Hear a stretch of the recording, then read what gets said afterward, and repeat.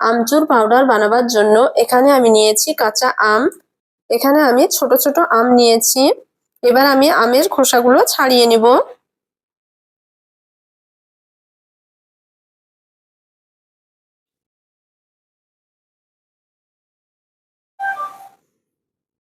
আমের খোসাটা ভালো করে ছাড়ানো হয়ে গেছে। এবার আমি আমটাকে এরকম ভাবে একটু কেটে নিব, ভেতরের আঠিটা বার করে নিব।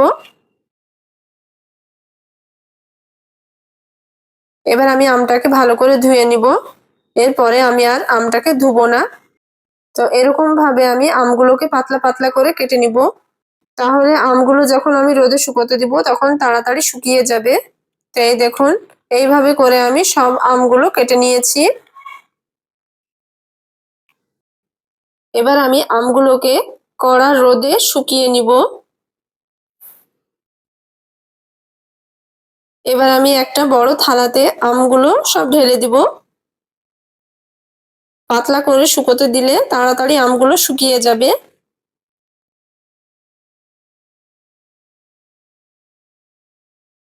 এভাবে করে আমি আমগুলোকে ৩-৪ দিন মতো শুকিয়ে নিব।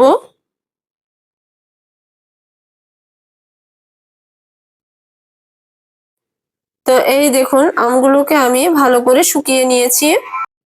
এবার আমি একটা মিক্সি জারে এটাকে ঢেলে গুঁড়ো করে নিব।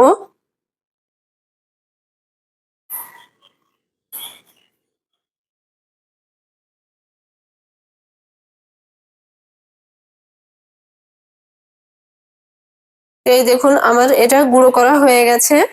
এই আমচুর পাউডারটা আমরা অনেক রকম কাজে ব্যবহার করে থাকি। তো আপনারা চাইলে এই আমচুর পাউডার ১ গ্লাস পানিতে ১ চামচ মতো আমচুর পাউডার, সামান্য চিনি আর লবণ দিয়ে এটা শরবত করেও খেতে পারেন।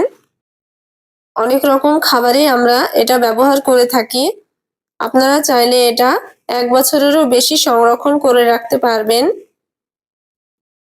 এবার আমি একটা কৌটোয় পুরে এটা সংরক্ষণ করে রেখে দিব। আপনারাও এই কাঁচা আম থাকতে থাকতে আমচুর পাউডারটা বানিয়ে রাখুন।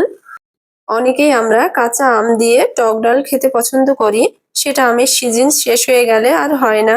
তো এইভাবে আপনারা আমচুর পাউডার বানিয়ে রাখলে আমের সিজন শেষ হয়ে গেলেও আপনারা এই আমচুর পাউডার দিয়ে টক ডাল বানিয়ে খেতে পারবেন।